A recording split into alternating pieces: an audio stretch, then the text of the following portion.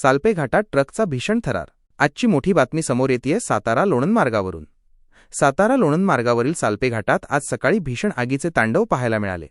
एका चालत्या ट्रकला अचानक आग लागल्याने परिसरात मोठी खळबळ उडाली आहे। काय आहे नेमकी घटना? आज सकाळच्या सुमारास केसीपीएल कंपनीचा एक ट्रक सालपे घाटातून जात असताना ही दुर्घटना घडली। पाहता पाहता आगीने रौद्र रूप धारण केले आणि संपूर्ण ट्रक आगीच्या भक्ष्यस्थानी पडला।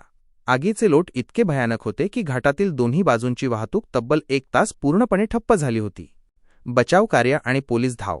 घटनेची माहिती मिळताच लोणंद पोलिसांनी तातडीने घटनास्थळी धाव घेतली। आगीवर नियंत्रण मिळवण्यासाठी शरयू साखर कारखान्याच्या अग्निशामक दलाला पाचारण करण्यात आले। अग्निशामक दलाच्या जवानांनी शर्थीचे प्रयत्न करून आगीवर नियंत्रण मिळवले। सुदैवाने जीवितहानी टळली। सर्वात महत्त्वाची आणि दिलासादायक बाब म्हणजे या भीषण आगीमध्ये कोणतीही जीवितहानी झालेली नाही। ट्रक चालकाने प्रसंगावधान राखल्याने मोठा अनर्थ टळला आहे।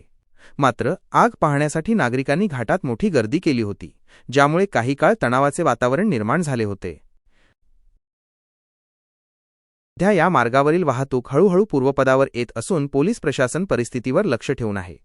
घाटात प्रवास करताना वाहनांची तांत्रिक तपासणी करणे किती गरजेचे आहे, हेच या घटनेतून पुन्हा एकदा अधोरेखित झाले आहे।